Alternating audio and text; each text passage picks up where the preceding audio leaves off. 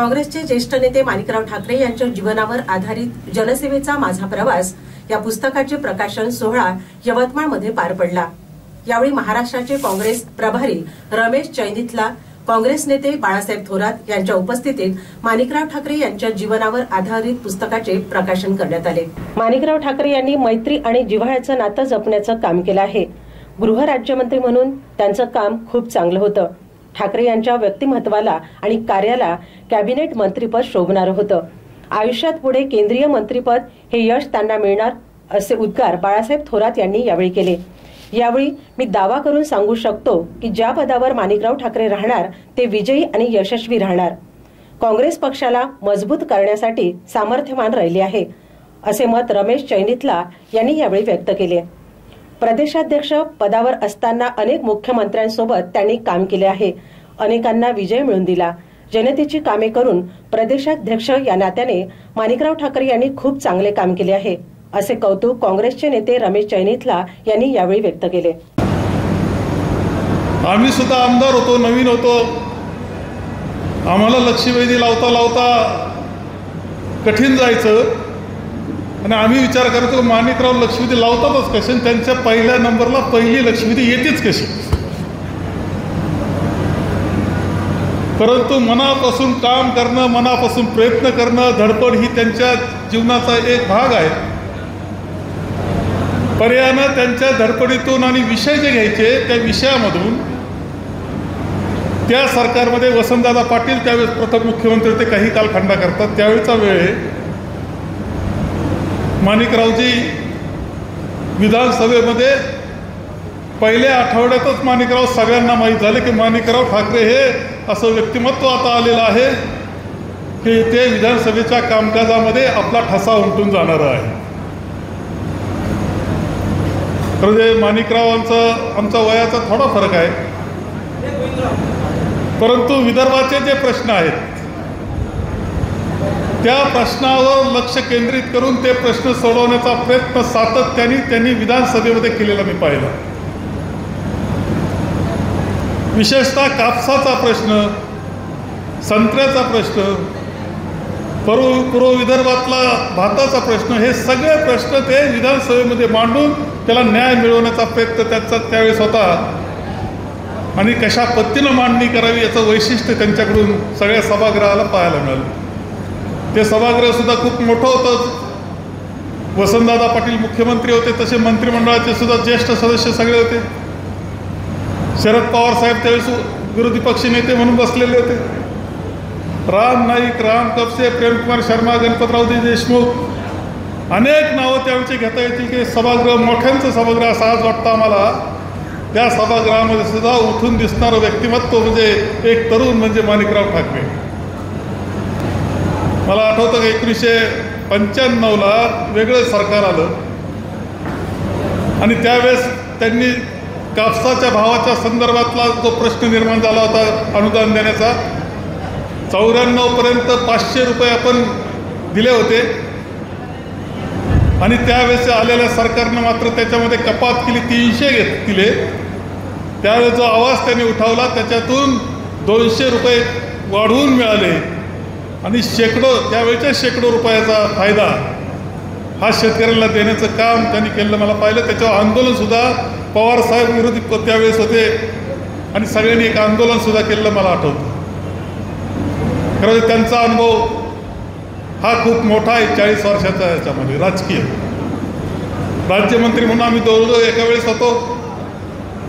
त्यांनी सांगितलं ते खरं आहे, अडचण आली आणि मंत्री पाहिजे असलं ती पहाटे 2ला निरोप द्यायचा, 4ला उठवायचं, सकाळी 6ला निघायचं आणि प्रवास करून कार्यक्रमाला हजर व्हायचं। जसं मी त्यांच्याकडून पुरकेंकडून वामनराव कासावार यांना घेऊन गेलो होतो तसं यवतमाळला सुद्धा त्यांनी अचानक मला बऱ्याच वेळा आणलं होतं। हे सुद्धा मी आपल्या सगळ्यांना सांगितलं। ही मैत्रीचं नातं, जिव्हाळ्याचं नातं होतं, ते जपण्याचं काम आम्ही करत होतो। पक्ष संघ हे तर त्यांचं प्रशासकीय काम, गृहराज्यमंत्री म्हणून काम खूप चांगलं झालं। खरं जे त्यांच्या उंचीला, त्यांच्या व्यक्तिमत्वाला, त्यांच्या कार्याला कॅबिनेट मंत्रीपद शोभणार होतं, पण ते कदाचित आयुष्याच्या पुढच्या भागामध्ये कसं लिहिलं असेल माहीत नसतं, कदाचित केंद्रीय किंवा त्यांना कॅबिनेट मंत्रीपद मिळणार असेल, काहीतरी असणार आहे, पण ते यश त्यांना निश्चितपणे मिळेल. त्यांचा प्रशासकीय अनुभव, पक्षकार्यामध्ये त्यांनी केलेलं काम, युवक असताना 20 वर्षापासून कामाची सुरुवात केल्यानंतर त्यांनी पक्षकार्यामध्ये युवक काँग्रेसची कालखंड त्यांचा जो आहे तो राज्याच्या काँग्रेसच्या युवकांच्या सहभागाकरता प्रसिद्ध झालेला आहे. आणि त्यांनी जे युवक निर्माण केले, नेतृत्व निर्माण केलं, आज ते महाराष्ट्रामध्ये विविध क्षेत्रामध्ये यश मिळवताना आपल्या राजकीय क्षेत्रात दिसत आहेत. 7-8 वर्षापेक्षा जास्त कालखंड ते काँग्रेसचे अध्यक्ष राहिले. अनेक चढउतार राजकारणातले जे आहेत ते 40 वर्षामध्ये त्यांनी पाहिले आणि आमदार होण्याच्या अगोदरचे सुद्धा, म्हणजे त्या जिल्हा परिषद असेल किंवा इतर मार्गाने त्यांनी पाहिलेत. हा सगळा इतिहास जो आहे तो या आत्मचरित्राच्या निमित्तानं त्यांनी लिहिलं आहे. आणि हे खरं आहे की आम्ही एकत्र बसलो तर त्यांना जुन्या आठवणी काही ना काही निमित्तानं यायचे. मी म्हणायचो, माणिकरावजी हे सांगत बसण्यापेक्षा लिहून काढलं तर तुमच्या आठवणी पुढच्या पिढीला मार्गदर्शक ठरणारे आहेत, म्हणून तुम्ही लिखाण याचं करावं असा आग्रह मी धरला होता. पण माणिकरावांना ते चांगलं केलं त्यांनी की एवढ्यावर भागणार नाही. नुसतं युवक काँग्रेस म्हणून त्यांचा अनुभव एक पुस्तक होऊ शकतं, त्यांचा अध्यक्ष म्हणून अनुभव प्रदेशचा एक पुस्तक होऊ शकतं, त्यांनी केलेलं मंत्री म्हणून काम त्याचं पुस्तक होऊ शकतं. आमदारकीचं खरं जे त्यांनी जर त्यांचं मंत्री आणि आमदारकीचं विधानसभेतले केलेले भाषणं मिळतात, ते भाषणं एकत्र त्यांनी केले तर एवढं पुस्तक होईल. 1000 पानाचं पुस्तक झाल्याशिवाय राहणार नाही तुम्हाला. एवढी भाषणं, एवढं कामकाज त्यांनी केलेलं आहे. आणि त्याच्यातून एक मार्गदर्शक अशा प्रकारचं व्यक्तिमत्व, विदर्भात आणि महाराष्ट्राला मार्गदर्शक अशा प्रकारचं व्यक्तिमत्व त्यांचं आहे. ते कायम आपल्या सगळ्यांच्या समोर राहील, मार्गदर्शक पुढच्या काळाकरता राहणार आहे. आणि मग आजचा हा दिवस अत्यंत महत्त्वाचा आहे. एका मित्राचा आत्मचरित्राच्या एका भागाचा ते प्रकाशन आहे. आणि मुद्दाम आम्ही आलो आहे, पण बरीच गडबड आहे. चेनीताला साहेबांना नांदेडला जायचं आहे, नांदेडहून मुंबईला जायचं आहे, मुंबईहून त्यांना बंगलोरला जायचं आहे. या सगळ्यामुळं आमचं थोडीशी घाईनं आम्ही हे करतो आहे. पुन्हा एकदा काही निमित्तानं जोरदार मोठा कार्यक्रम करू, मोठा सत्कार माणिकरावजी तुमचासुद्धा करू. तुमच्या जीवनकार्याकरता तुमचा मोठा सत्कार झाला पाहिजे, असा सत्कार आम्ही करू. एवढंच या निमित्तानं सांगतो. तुम्हाला खूप शुभेच्छा पुढच्या कार्याकरता देतो आणि माझे 2 शब्द संपवतो. मुझे बताना ठीक नहीं लगता है, कितने साल से आपके सामने, आपके बीच में उन्होंने काम की है. यवतमाल के विकास की परिप्रेक्ष्य में उनका एक जगह होते हैं. एक ग्राम पंचायत में काम किया, जिला पंचायत में काम किया, 20 साल एमएलए के नाम पे काम किया, राज्य मंत्री के नाम पे उन्होंने बहुत सारे पोर्टफोलियो को नेतृत्व किया और डिप्टी चेयरमैन के रूप में काम किया. प्रदेश युवक कांग्रेस के अध्यक्ष के नाम पे काम किया, प्रदेश कांग्रेस कमेटी के नेतृत्व की है. जब मैं युवक कांग्रेस के राष्ट्रीय अध्यक्ष था तब मुझे इनसे बात करने का और इनके साथ काम करने का मौका मिला. मैं जब राष्ट्रीय युवक कांग्रेस के अध्यक्ष था तब माणिकराव जी अध्यक्ष, महाराष्ट्र के प्रदेश अध्यक्ष के नाम पे काम कर रहे थे. हमने बहुत बार सोचा, बहुत लोग आके मुझे बताए इनको चेंज करने के लिए. मैं आपको एक कॉन्फिडेंशियल बात बता देता हूँ. मैं भी सोचा इसको चेंज करें, 7 साल हो गया, लेकिन इनको कार्यशैली को देख करके मैं ये तय किया, राजीव गांधी को बोला माणिकराव ठाकरे ही अच्छा आदमी है, उसको चेंज करने की कोई जरूरत नहीं. से राजीव गांधी ने मुझसे पूछा इनसे, उस समय राजीव गांधी था कांग्रेस के अध्यक्ष और प्रधानमंत्री. मुझे पूछा क्यों माणिकराव जी को आप क्यों रखना चाहते हो, 7 साल हो गया, समय 5 साल हो गया, 5 साल. मैंने बोला महाराष्ट्र जैसे एक प्रदेश को युवा कांग्रेस की नेतृत्व करने में माणिकराव ठाकरे जी के अलावा कोई आदमी मैं नहीं देख रहे हैं, इसलिए मैं राजीव जी को ये बात की है। आज मुझे दावा के साथ बता सकता हूँ, जो भी पद में माणिकराव ठाकरे रहे वो सक्सेसफुल रहा है, विजयी रहा है और कांग्रेस को मजबूत करने में सफल बने। प्रदेश कांग्रेस कमेटी के अध्यक्ष के नाते 7 साल उन्होंने काम की।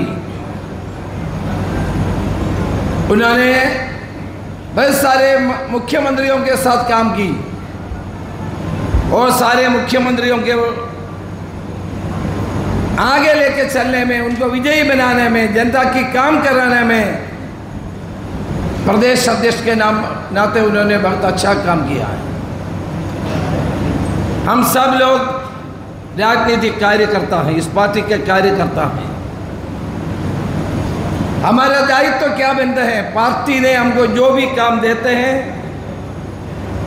जो काम पार्टी ने हम लोगों को देते हैं, संपूर्ण सत्यसंधता के साथ उसको निभाना और पार्टी को मजबूत करना और देश की और जनता की भलाई के लिए काम करना हमारा दायित्व बनता है। मैं आपके सामने एक बात बताना चाहता हूँ, ये आदर्शों को लेकर के माणिकराव ठाकरे ने काम की, इसलिए आज भी महाराष्ट्र के कोई भी कोने में जाके इनसे पूछे, लोग अच्छा ओपिनियन उनके बारे में बताते हैं, कोई भी इन्होंने याद नहीं करता। हमको चाहिए ऐसा नेता लोगों को चाहिए जो गरीबों के साथ काम करते हैं, जो हमारे कार्यकर्ताओं को दुख और दर्द के बारे में समझ सकते हैं, जो समस्याओं, जनता का जो समस्याओं को लेकर के उसको समाधान करने की काम कर रहे हैं, ऐसा नेता लोग कांग्रेस पार्टी की और हर पॉलिटिकल संगठन को चाहिए। मैं ये पुस्तक पढ़ नहीं सकता कोई मराठी में, लेकिन देवनागरी लिख भी है, मैं पढ़ सकता हूँ। मैं उसको जरा देखा, उनके कार्यकाल में, एमएलए के कार्यकाल में, पंचायत के कार्यकाल में, मंत्री के रूप में, प्रदेश अध्यक्ष के रूप में उन्होंने जो काम किया इसके बारे में विस्तार में लिखा है। जहाँ लोगों को पीने के पानी नहीं है, पानी का व्यवस्था करते हैं। जहाँ डैम नहीं है उधर डैम बनाते हैं। लोगों को और कोई तकलीफ है, वो खास तौर से कोविड के जगह पे, समय पे उन्होंने लोगों के लिए जो काम किया उसके बारे में भी विस्तार में बताया है। एक कार्यकर्ता के नाते, एक नेता के नाते जो भी जिम्मेदारी पार्टी ने उनको सौंपी है वो निष्ठा के रूप में करने के लिए वो तैयार है। अभी तेलंगाना में चुनाव हुआ, तेलंगाना का प्रभारी था, मुझे पार्टी ने तेलंगाना का स्पेशल ऑब्जर्वर बना के हम लोग 2 लोगों को भेजा चुनाव में। मैं उधर गया तो मुझे मालूम पड़ा कि माणिकराव ठाकरे एमएलए हॉस्टल में रहते हैं। मैं उधर गया, साधारण व्यक्ति के रूम में वो एमएलए हॉस्टल में बैठ के काम कर रहे हैं। तेलंगाना में जो सरकार बना उसमें माणिकराव ठाकरे की बहुत बड़ी हाथ है, उनकी उपलब्धि है। मैं वर्किंग कमेटी में, मैंने बोला वर्किंग कमेटी में सोनिया गांधी और राहुल गांधी जब बैठे थे, मैंने खुद बोला इनका उपलब्धि है हमारा तेलंगाना की सरकार। अभी गोवा डायमंड ड्यू में, पहले गोवा डायमंड ड्यू का प्रभारी था। गोवा में 2 बार मेरे टाइम में सरकार आई थी। उनके सामने एक बहुत बड़ी चुनौती है, वो चुनौती को वो सामना करेंगे और कांग्रेस को शक्तिशाली बनाने में माणिकराव ठाकरे जी अपना कोशिश करेंगे। मुझे अभी इधर से जाकर के नागपुर में विमेंस रैली है, उसमें शामिल होना है। नांदेड़ में जाकर के वसंत चौहान के घर पे जाना है, फिर वापस नागपुर आकर के फिर मुझे बेंगलुरु जाकर के केरला जाना है। इसलिए मैं पहले बोलने की कोशिश किया, लेकिन हमारे संचालन करने वाला आदमी बड़ा मजबूत है, देखने भी मजबूत है, भाषण भी में भी मजबूत है। उन्होंने मुझे नहीं करने नहीं दिया।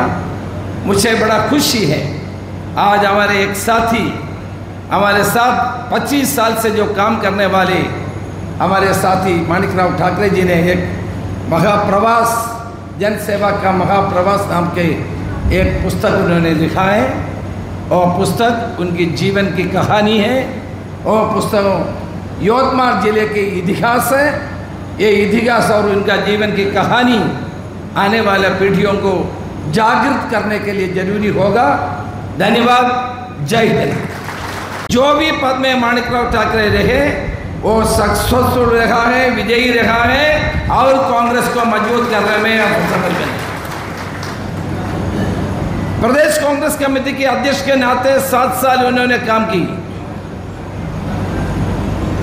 उन्होंने बहुत सारे मुख्यमंत्रियों के साथ काम की और सारे मुख्यमंत्रियों के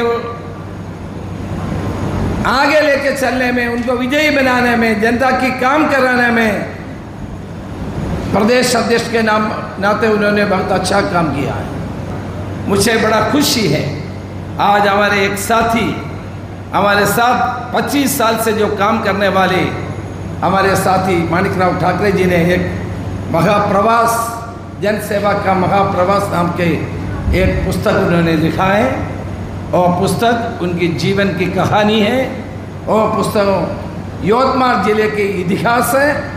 ये इतिहास और उनका जीवन की कहानी आने वाले पीढ़ियों को जागृत करने के लिए जरूरी होगा।